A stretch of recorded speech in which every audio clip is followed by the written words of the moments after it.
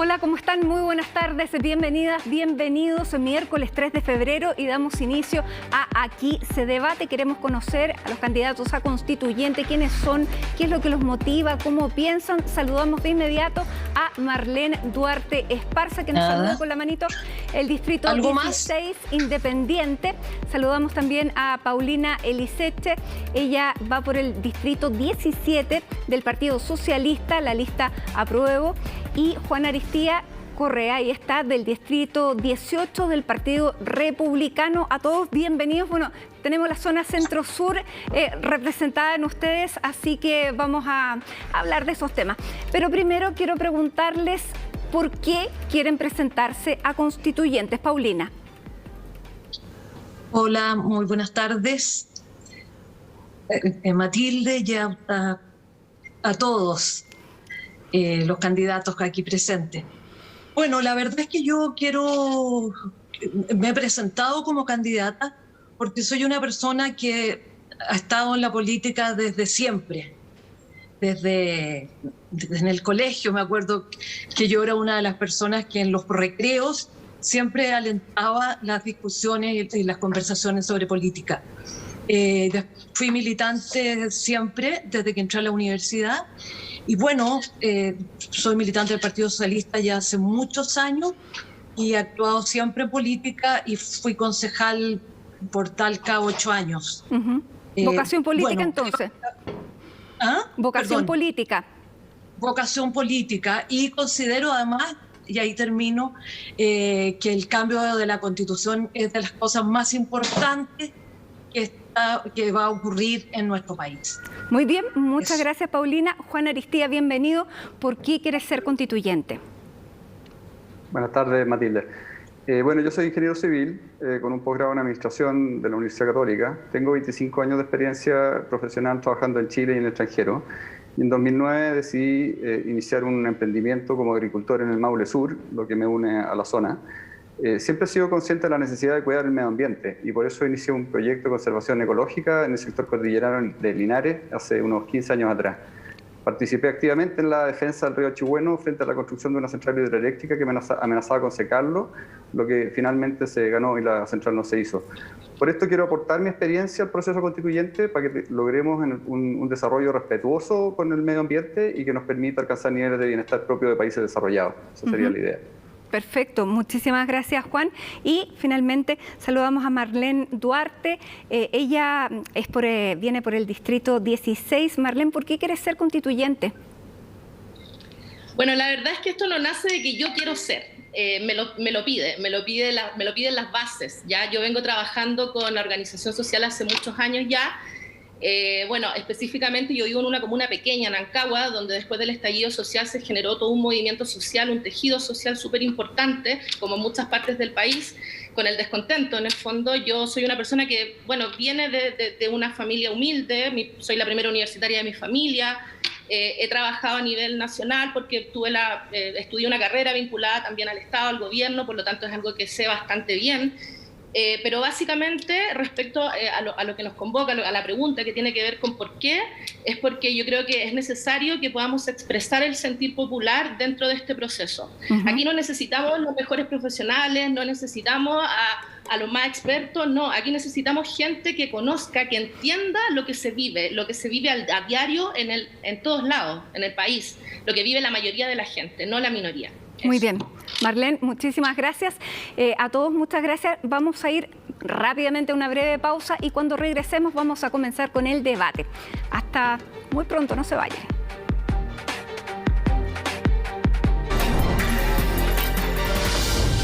Ya estamos de regreso y entramos de lleno en el debate. Vamos nuevamente a saludar, ahí está, a Paulina Eliseche del Partido Socialista, Marlene Duarte, Independiente, y Juan Aristía del Partido Republicano. A los tres entonces vamos a comenzar a conversar. El que quiera rebatir algo, el que se sienta aludido, levanta la mano y le damos la palabra para que esto sea también un debate.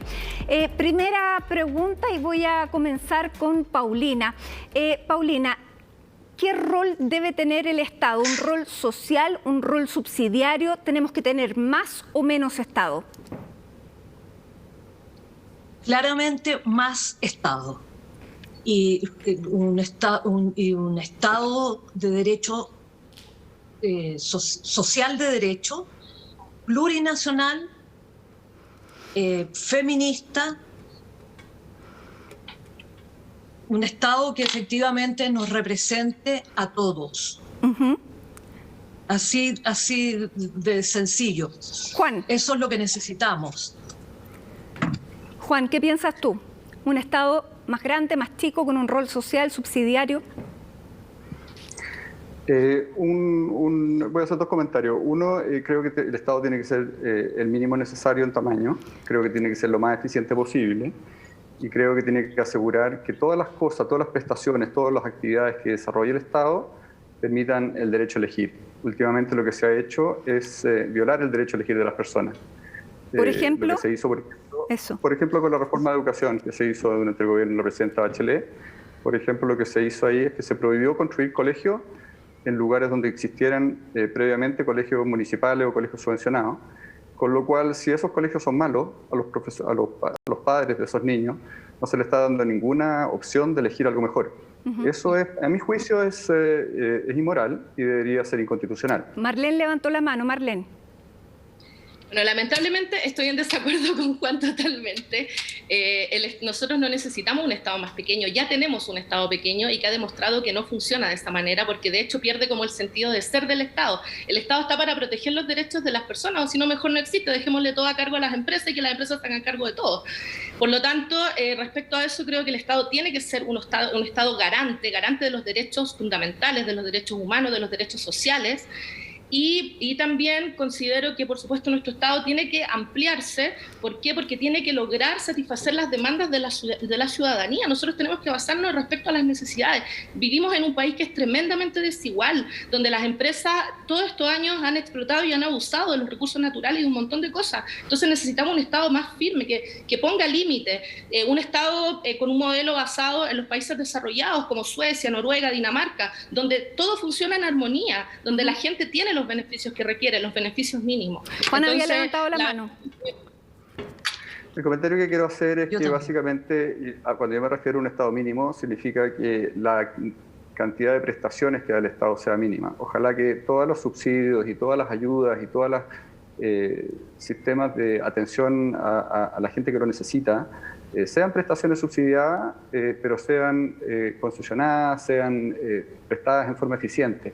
Cuando el Estado decide monopolizar la salud, por ejemplo, y tiene gente esperando en listas de espera de 2 años, lo que está cometiendo es un pecado, porque esas listas de espera podrían ser resueltas y acortadas significativamente si esas personas fueran derivadas a una clínica a atenderse, por ejemplo, y fueran derivadas con un subsidio estatal. Pero, por ejemplo, lo que ha pasado ahora en la pandemia es un ejemplo bien claro. Tenemos vacunas porque el Estado salió a comprarlas. Hemos podido atender a muchísimos chilenos porque la red pública y la red privada se unieron. ¿Ese debiera ser el camino o no? Y sigo contigo, Juan. Ese es un camino que en este momento responde a una emergencia, pero las listas de espera de 2 años no se van a resolver después de la pandemia por el hecho de que hayamos tenido este tipo de funcionamiento durante la pandemia. Yo lo que estoy apuntando es que hay situaciones muy anómalas, hay situaciones que son realmente primitivas, como es tener, por ejemplo, gente que la llaman para atenderse después de la interconsulta y resulta que la persona ya falleció. Eso es inmoral. Cuando se tiene un sistema alternativo en donde se puede ir por incluso menor costo o costo similar, porque hoy día el costo promedio persona de salud anual está siendo equivalente al costo que pagamos promedio anual en la ISAPRE. Perfecto. Eso es increíble. Paulina había levantado la mano hace rato. Paulina. Sí, a ver, primero en relación a lo que dijo Juan, es que en el gobierno anterior se había prohibido que se hicieran colegios en algunos municipios. Yo eso no sé de dónde lo sacó. La prohibición no es esa. Lo que el gobierno anterior hizo fue que a los particulares que tengan los colegios donde quieran, pero que no los subsidie el Estado. Que no los subsidie el Estado. Ese es el cambio fundamental que hizo ahí. Bueno, ahí Segundo, Juan está levantando la mano, pero yo creo que sigamos avanzando en otros temas. Artículo 8 de la Ley de Subvenciones. Artículo 8 de la Ley de Subvenciones. Estaba preguntando, Paulina, ¿dónde era? Es que no es así, no es esa la realidad. Eso es lo que dice textual, Paulina. No es que se prohíbe la construcción de colegios particulares subvencionados o municipales. Lo que se prohíbe municipal previamente funcionando ahí. Así es. Lo que se prohíbe es el lucro, no que eso es aparte. Eso es aparte. Eso es otra dimensión. El lucro. Es muy No. Esto que estoy diciendo yo es tal cual como se lo estoy diciendo. No se pueden hacer colegios. De hecho, desde la fecha que se pasó esa ley, no se ha construido ni un colegio particular subvencionado más en Chile. No hay 0 inversión en Chile en educación desde ese minuto. Y entonces todos los padres están obligados a ir a los colegios municipales que son de mala calidad. Lo que hay que hacer, ese es el problema del derecho a elegir que yo estoy reclamando. Vamos a seguir avanzando con otros temas porque tenemos mucho que conversar a propósito de los lugares a los que ustedes representan. Y voy a partir esta vez con Marlene. Marlene, ¿cómo se debiera incluir al agua en la Constitución? ¿Debiera ser un bien común de uso público o debe mantenerse como está de uso privado? O sea, de partida tenemos que ir a la esencia. El agua nace de la cordillera, nace por la lluvia, por todo un proceso de condensación que a todos nos enseñaron cuando éramos chicos en el colegio. Es algo natural, que sale naturalmente, que es gratuito, que es libre. Por lo tanto, es un poco ridículo que ciertas personas tengan los derechos de agua por sobre otras. O sea, alguien tiene más derecho que otro a tener agua. ¿Por qué? ¿Quién dijo eso? Entonces, obviamente que tiene que ser un bien público y tiene que además garantizar el consumo humano, el consumo para la supervivencia, para la vida. O sea, si estamos con escasez de agua, el agua es el motor principal para que podamos sobrevivir. O sea, si no tenemos agua, no podemos tomar, nos morimos. Entonces, no puede ser que el agua en estos momentos se esté malgastando ya a través de las grandes industrias que malgastan el agua porque ellos tienen los derechos y pueden consumir miles de litros para poder producir. Además, el problema es que producen materias primas, por lo demás, o sea, ni siquiera hay tecnología detrás, ni siquiera hay procesos que sean más eficientes. O sea, yo siempre digo que para mí, si queremos ser un país mejor, si queremos progresar, tenemos que ver hacia arriba. Tenemos que ver a los países nórdicos, cómo protegen los recursos naturales, como en Noruega, hace poco se acaba de aprobar una ley para proteger el bosque nativo. Entonces, eso, hacia allá tenemos que ir. No podemos seguir mirando a Estados Unidos o mirando a países que en realidad han demostrado a lo largo de estos años que no funcionan. No funcionan bien con estados pequeños y subsidiarios. Juan, hoy día el artículo 24 de la Constitución dice que los derechos de los particulares a las aguas les van a dar a sus titulares propiedad sobre ellos. Esto se debe mantener. Esto fue escrito hace años cuando el calentamiento global, el cambio climático todavía no estaba afectando a los países como lo está afectando ahora, y Chile, si en algo lo va a afectar, es en el agua, ya sea por sequía o por aluviones. ¿Qué te parece a ti este artículo 24? Me parece, Marlene, que uno solamente tiene que mirar al resto del mundo para entender hacia dónde tenemos que ir. Países como Alemania, Japón, Nueva Zelanda, Suecia, incluso Rusia, tienen derechos transables. Hoy día la tendencia de los países desarrollados para enfrentar el problema de escasez de agua es de optimizar el uso, por la vía de ser más eficientes los mercados del agua. Son muy pocos los países que tienen lo que se está pretendiendo hacer acá, de que fuera una especie de sistema de agua nacionalizado o algo por el estilo. Incluso China, con su partido comunista y todo, está adoptando el sistema de derechos transables del agua, porque es la forma de optimizar el uso y asegurar que sea utilizado el agua en los mejores lugares, en el mejor momento y en donde más se necesita. Pero pudiera limitarse a su posibilidad, precisamente a su posibilidad de uso y a los requerimientos de los territorios, porque eso está en los derechos de agua, pero esto se viola porque la gente teme quedarse sin ese derecho, entonces la ocupe o no la ocupe, no la entrega. ¿Debiera ir por ese lado la solución o no? En la legislación actual, la persona que acapara agua lo puede hacer solamente por muy breve plazo, digamos, porque le sale muy caro y por lo tanto entonces tiene que... ¿Y qué ha ocurrido por lo demás? Empresas que han empezado a devolver los derechos de agua que no usan. Lo que hay que tener claro acá, Marlene, es que los monopolios en que se pretende que el Estado en el fondo sea el único que otorgue agua y la administre a los usuarios en forma... digamos, sin un mercado de por medio, digamos, sino que con asignaciones a dedo o alguna cosa por el estilo, no existe en el mundo. Esa cuestión está completamente en retirada. Lo que se está hablando acá no es de este planeta en este momento. Si nosotros queremos que si el recurso es escaso, tiene que tratarse como bien escaso. Si todas las cosas que son bienes escasos hoy día, nadie anda diciendo, por ejemplo, hoy día en ninguna parte que se deba regular la fabricación de pan y el precio del pan. ¿Pero cómo se debe regular un bien escaso? Disculpa. Por vía del mercado. El mercado es el que mejor asigna los recursos. Eso lo sabe cualquier persona que haya estudiado algo de economía y de asignación de recursos. No, la verdad es que respecto al agua, aquí las estadísticas son súper claras. Las estadísticas son súper claras. O sea, el consumo, el agua que se consume, que se gasta para consumo humano es alrededor del 20% del total del agua que se consume. Por lo tanto, la mayor cantidad de agua que se consume en este país va directamente a la minería, a las forestales, a las industrias, a las grandes industrias.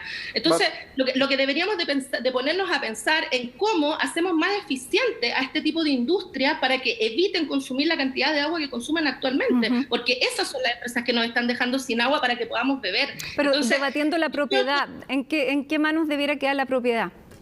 Tiene que quedar en manos del Estado. Tú, por ejemplo, estás dando ejemplos de países donde el PIB, donde el porcentaje del PIB, los porcentajes que maneja el Estado de esos PIB son altos. O sea, Alemania, ¿para qué decir China? Es un país comunista. O sea, son estados fuertes que manejan un porcentaje alto del PIB, que redistribuyen, que entregan buenos servicios de salud, educación, porque además sus presupuestos para educación, para salud, son mucho, pero mucho más altos que los que manejamos. Quiero verlos en pantalla, señor director. Ahí está. Lo que pasa es que Paulina se cayó de la conversación, no sabemos qué fue lo que ocurrió con ella, pero queremos contar que desapareció la conexión de Paulina Elisete, así que vamos a tener que seguir esta conversación con los dos candidatos que nos quedan. Y nos quedan muchísimos temas, pero quisiera ir avanzando. Dime, me gustaría tocar el tema de nuevo. Fíjate que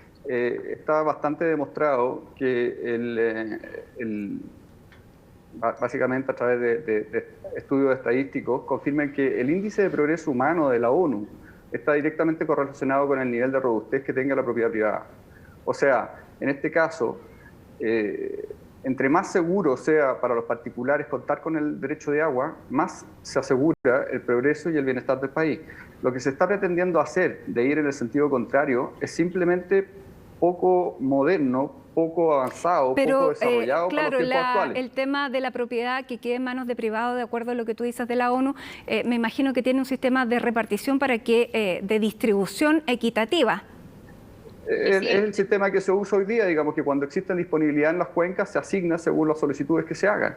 Ese sistema, que es el sistema de los derechos transables... Juan, entonces ¿tú crees que hay que mantener este sistema? Por supuesto, el mismo sistema que usa California y el mismo sistema que usa Australia, que son los países que compiten con nosotros, que tienen un clima mediterráneo y producen frutas de las mismas que producimos nosotros. Si nosotros nos cambiamos de sistema y nos vamos a un sistema socialista, lo que va a ocurrir es que nosotros vamos a dejar de exportar fruta, vamos a perder empleo, vamos a entrar en sistemas de pobreza, y no vamos a poder competir con este par de países.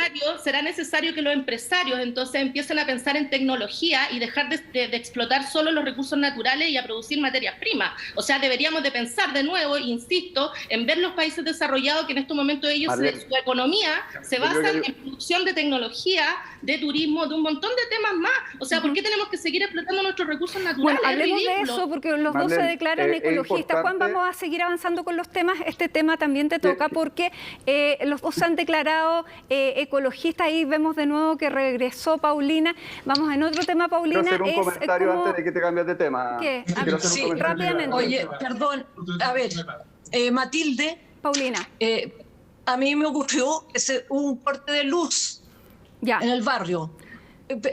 Así funcionan de bien las empresas privadas que tanto le gustan a Juan. Mira, la cobertura...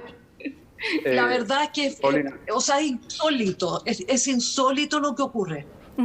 Se corta el agua, llueve un poco y se corta el agua para todo Chile. Y se corta el agua y pagamos mucha plata a todos los chilenos. No, eso es permanente. Pero yo creo que hay que cambiar de tema para que avancemos. Ya, vamos Matilde, a seguir, vamos porque a apurar el debate porque tenemos otros temas que tocar. Ustedes se declaraban. hacer, Vamos a cambiar de tema, Juan, ¿ok? Vamos a cambiar de tema. A mí me gustaría... Vamos a cambiar de tema. Les digo a los dos, quiero hablar de la sostenibilidad de los recursos naturales porque todos se declaran ambientalistas, ecologistas y estamos frente al cambio climático. ¿Y qué medidas se han tomado de adaptación al cambio climático? Porque luego de la pandemia esa va a ser la urgencia más grande. ¿Eso debiera quedar refrendado en la Constitución o no, Paulina? Sí, por supuesto que tiene que quedar refrendado en la Constitución, pero yo, perdón Matilde, pero quisiera decir antes lo siguiente. El único país del mundo, quiero volver al agua porque no alcancé a hablar por el corte, pero el único país del mundo donde se dan las concesiones gratuitas, y los... De nuevo estoy teniendo problemas. No, estás aquí. Dale. Bueno, se dan las concesiones gratuitas y no se dan en relación al uso. O sea, cualquier persona pide la concesión, se le da la concesión y no la usa y después la vende. Un bien de uso público, un bien de todos los chilenos, la vende, se hace rico concesionando.